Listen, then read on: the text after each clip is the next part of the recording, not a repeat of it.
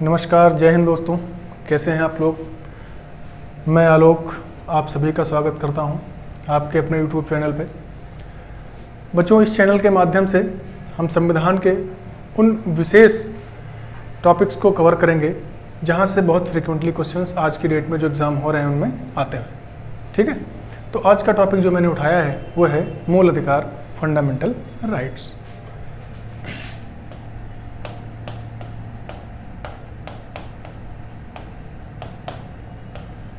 मूल अधिकार, ठीक है, शॉर्ट में इनको कर सकते हैं FR, ठीक है, या फंडामेंटल राइट्स।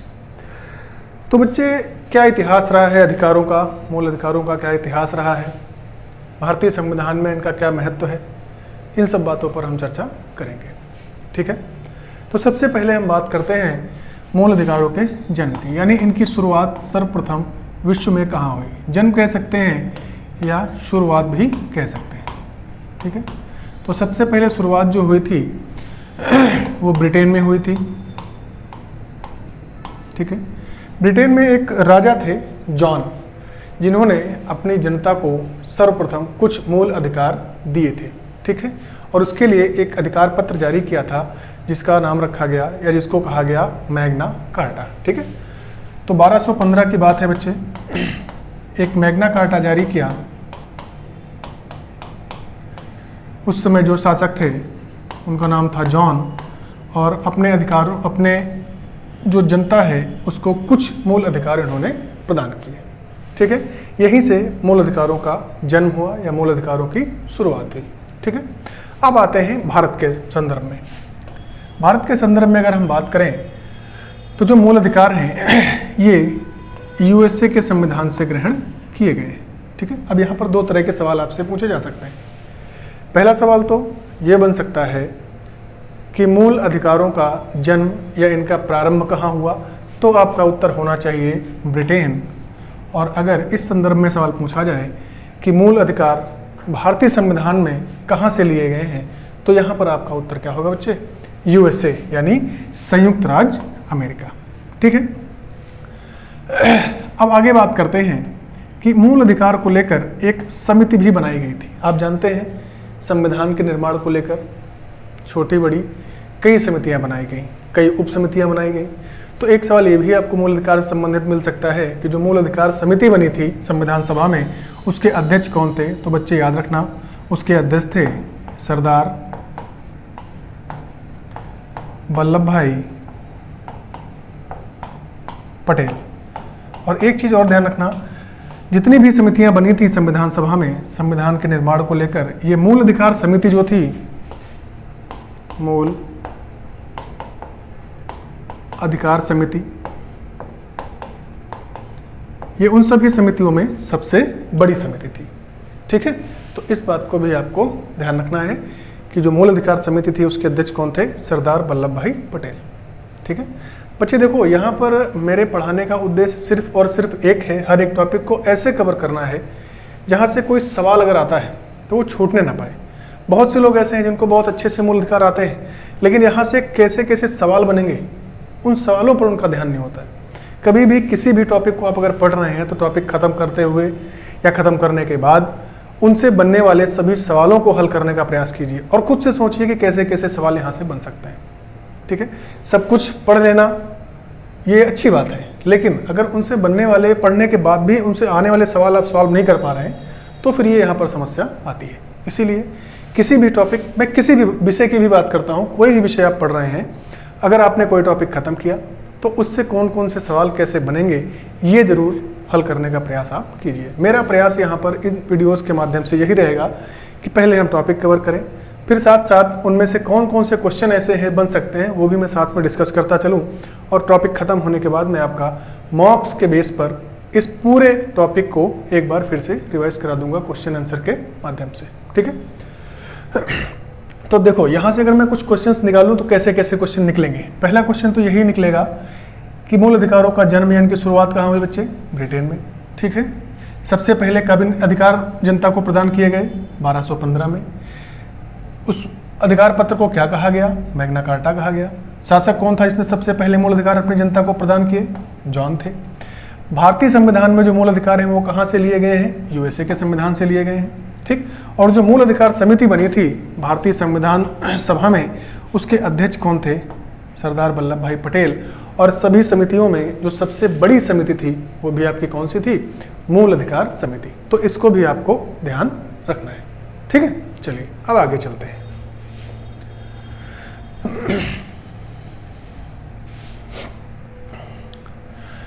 अब बात करते हैं भारतीय संविधान में मूल अधिकारों को कहाँ स्थान दिया गया है, किस भाग में रखा गया है, किस अनुच्छेद से लेकर किस अनुच्छेद तक रखा गया। सवाल यह भी पूछ लेता है, कभी कभी 4 विकल्प दे देगा और पूछता है मूल अधिकारों का उल्लेख निम्न में से कहाँ तक किया गया है, ठीक है।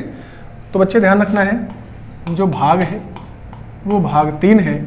और अगर अनुच्छेद की बात करें किस अनुच्छेद से और किस अनुच्छेद तक, तो अनुच्छेद 12 से लेकर 35 तक इनका उल्लेख किया गया है, ठीक है। इस बात को विशेष रूप से ध्यान रखना है, ठीक। और यहाँ से एक क्वेश्चन और बनता है कि इसी भाग 3 को भारतीय संविधान का क्या कहा जाता है? Magna carta. अब देखो भाई, ये जो मैग्ना कार्टा शब्द है ये कई बार मैंने बोला, ठीक है। इसका अर्थ आप क्या समझते हैं? तो इस पर भी थोड़ी बात करते हैं। मैग्ना कार्टा का जो अर्थ होता है वो होता है अधिकार पत्र। जो शाब्दिक अर्थ है वो अधिकार पत्र है, ठीक है। अब अधिकार ऐसा जरूरी नहीं कि सिर्फ मूल अधिकार ही अधिकार हो सकते हैं, अन्य बहुत से ऐसे क्षेत्र हैं जिनमें अधिकारों की आवश्यकता पड़ती है, ठीक है। तो जब किसी भी क्षेत्र में कोई विशेष प्रावधान किया जाता है, कोई बहुत महत्वपूर्ण प्रावधान किया जाता है, उसके लिए अगर कोई भी अधिकार पत्र जारी किया गया, उसको हम मैग्ना कार्टा की संज्ञा दे सकते हैं। जैसे मैं आपको एक एग्जांपल देता हूँ, थोड़ा पीछे चलेंगे। 1854, किसी को ध्यान आ रहा है? यहाँ पर एक शिक्षा के क्षेत्र में बहुत बड़ा बदलाव हुआ था। चार्ल्स का वुड डिस्पैच, ठीक है। वुड डिस्पैच जो यहाँ पर आया था,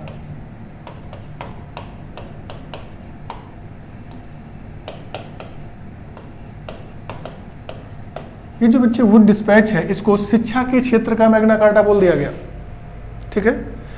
और आगे बढ़ेंगे। 1882 लॉर्ड रिपन ने स्थानीय स्वशासन के लिए एक प्रस्ताव पारित कर दिया और उस प्रस्ताव को भी स्थानीय स्वशासन का मैग्ना कार्टा कहा गया, ठीक है। तो इस तरह से जो भी महत्वपूर्ण किसी भी क्षेत्र में कोई अधिकार या कोई विशेष बात लागू की जाती है तो उसको मैग्ना कार्टा के नाम से संबोधित कर दिया जाता है, ठीक है। तो इसलिए ध्यान रखिए। तो मूल अधिकार क्योंकि सबसे महत्वपूर्ण भाग है आपके भारतीय संविधान का, इसलिए इसे मैग्ना कार्टा की संज्ञा दी जाती है। और आप अगर सॉल्व कर रहे हैं तो ये कई बार प्रश्न पूछा गया है कि भारतीय संविधान में किस भाग को मैग्ना कार्टा की संज्ञा दी जाती है, तो आपका कौन सा भाग है? भाग 3, ठीक है। कुल भाग संविधान में कितने हैं? 22 भाग हैं, है ना। जो बेसिक बात है वो आपको पता होगी। 22 भाग हैं, 12 अनुसूचियां हैं, 395 अनुच्छेद हैं। मूल संविधान और आपके संविधान में बस एक ही अंतर आया है, अनुसूचियों की संख्या 8 से बढ़ के 12 हो गई, ठीक है। बाकी भाग आपके 22 पूर्व में थे, वर्तमान में भी हैं। अनुच्छेद 395 पूर्व में भी थे, अभी भी हैं, ठीक है। हाँ, इन भाग जो हैं इनके अंदर कुछ इनके उपभाग या उपखंड करके जोड़ दिया गया है, ठीक है। लेकिन अगर काउंटिंग की दृष्टि से क्वेश्चन आता है तो आपको 22 भाग पर ही फोकस करना है, ठीक है। चलो, तो अब हम बच्चे बात करेंगे अनुच्छेद 12 से लेकर अनुच्छेद 35 तक, ठीक है। सबसे पहली बात आती है अनुच्छेद 12, आर्टिकल 12। इस आर्टिकल में किस चीज़ का उल्लेख किया गया है, क्या यहाँ पर दिया गया है, ठीक है।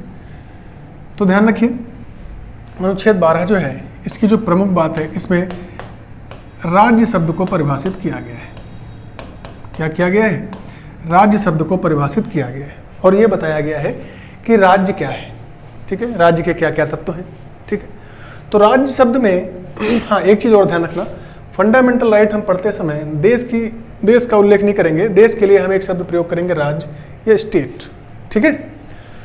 तो इस राज्य में क्या क्या आएगा? तो हमारी संसद इसी में आ जाती है, ठीक है। संसद है, ठीक है। हमारी कार्यपालिका है, ठीक, इसी में आ जाएगी।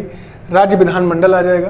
यानी इसमें बहुत से तत्व ऐसे हैं जो राज्य की परिभाषा के शब्द में आते हैं। अभी इस राज्य के शब्द को और हम व्यापक समझेंगे आगे। अभी जब आर्टिकल्स हम डिस्कस करेंगे 14, 15, 16, उसमें